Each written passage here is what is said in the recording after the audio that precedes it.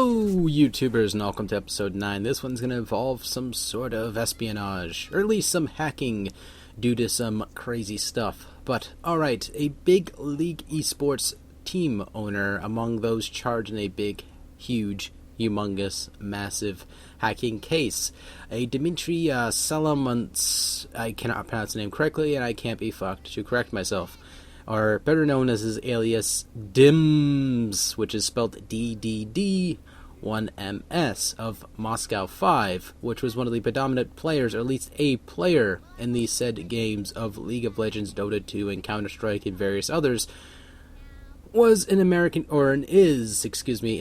custody due to appear in a court sometime this upcoming week. His network was alleged to have stolen at least 160 million debit and credit card numbers, resulting in losses of hundreds of millions of dollars. This is freaking crazy, you know. I cannot wait till Fox and CNN blame games because of this. I cannot wait for them to blame games such as Payday the Heist or various other games out there evolved around this, because I want to sit here with my legs kicked up and I want to laugh my freaking ass off, because no, this is not anything to do with games besides the guy who plays the video games. It's just generally a theft case. Now, this guy, last minute, I believe, made a last minute team. I cannot remember the name of the team, but you know, this guy generally made off with a bunch of money, at least for a moment anyway. Yeah, he's appearing in court, blah, blah, blah. Shame on him. Hopefully those folks who got their credit card numbers can get their said money back. But, alright. Moving on, DICE is considering moving cross-gen stat immigration to Battlefield 4. So if you own an Xbox 360 or a PS3, and however in the future if you want to upgrade to an Xbox One or a PS4, DICE is considering adding this element where you can immigrate your stats. Via, you unlock a gun, you can have that same gun unlocked when you're playing the PS4 version or the Xbox One version. You know, any which way of that spectrum. So this is good for those who wish to, you know, advance in technology. At the same time, it keeps everybody happy at the end of the day, which is good. Everyone's happy. It's always a good thing. Next, the Navy is using a Kinect game to address sexual assault. So they're generally making a game that has scripted scenarios, blah, blah, blah. The sailors act this out, and then they pretty much play the opposite role of this. Either they're going to build up a sexual fantasy in their head by the time they're done playing with this game, or I don't know what. But however, the game's going to be called Avatar-Based Sexual Assault Prevention and Responsive Training. I'm sorry if I'm cracking up and laughing about this, because to me it's kind of stupid, and I understand where the idea is coming from. They're trying to build something that can make awareness for both sexes of this situation, especially which is predominant in the Navy and other obvious based uniform places of government. And they're trying to do something that will cost over $73,000 to develop, which is from Organic Motion Inc. Now, this software is supposed to help allow these folks to, you know, overcome some sort of situation. And this is supposedly with the hot button issue as of late with victims having a difficulty to report or pursuing justice in the military chain of command.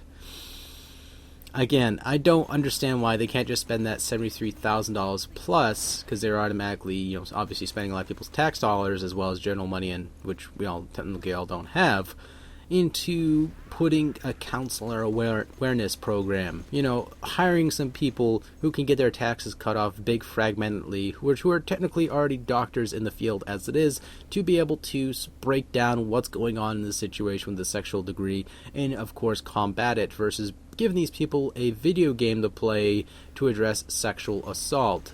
This, to me, I understand why they're trying to train people, make them aware of this and combat it, being able to get out of these situations that happen along the way. Why can't they have, you know, schooling for this? I mean, what happened to a good education? Instead, you're going to give them a motion control thing, which I understand that the virtue of it, but it is not, to me, a very bold execution. I mean, I understand they're trying to make it so that way less physicality as possible, but how the hell are these people going to be able to overpower a male or a female, whatever the case may be, if they're going against a virtual character here? I don't understand that. That does not make any credible sense to me. I understand they're going to include that on top of the already education and try to provide for this, so that way any female cadets can be able to get these fuckers off them or whatever else. I digress. If this is the only, however, though, to me personally, if this is the only means they're going to be using for this education, I'm just going to laugh it off. That's all I can really do. But, gosh, headache mode. But that is all really that I wanted to talk about this week. I mean, besides a game I've played, that's generally it. And that, of course, is Dragon's Crown. Now, I'm not going to give you too much of a review of this game. I'm going to give you a very, very summarized synopsis of the game. And I gotta say, I'm so far really humbly enjoying it. It's awesomely fun. It just feels like a great beat-em-up. And I'm not too catered to beat-em-ups, believe it or not. I like them, but I just don't play them as often. And this is one of the few games I can make an exception to. It's like a modernized Guardians Heroes of this generation. You know, ever since they were going to drop the game initially, because of UTV, I believe the name is, something or other. I cannot remember the rest of the name of that company, but you know, they're dropping the project. Atlas as well as Vanillaware took up the project again, and were carried on with it. And it's generally a game dedicated, or it's pretty much provided for the folks here in the States, believe it or not. It's not necessarily a Japanese, a game that we're trying to appeal to the Japanese market. They're trying to push toward the American side of it as well as European.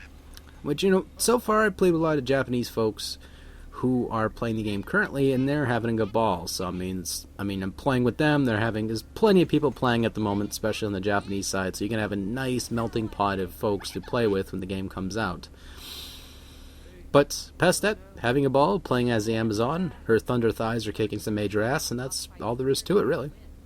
So, I hope you guys enjoyed this podcast for this week. I'm apologizing ahead of time for the fact I have not been posting these as frequently as I was wanting to do, is because of the fact some of the news is kind of dry and there's really nothing to talk about besides, subjects at hand, which is, what's your favorite console or anything like that. I mean, that's something I think should be just more filler than anything else, not just, a topic in itself.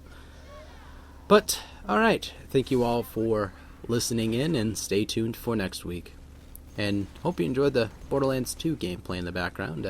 Pretty good DLC, by the way. Actually enjoyed Tiny Tina's DLC. It's a lot like a dungeon crawling / D&D inspired theme, which adds a nice charm to it. But anywho, take it easy, guys.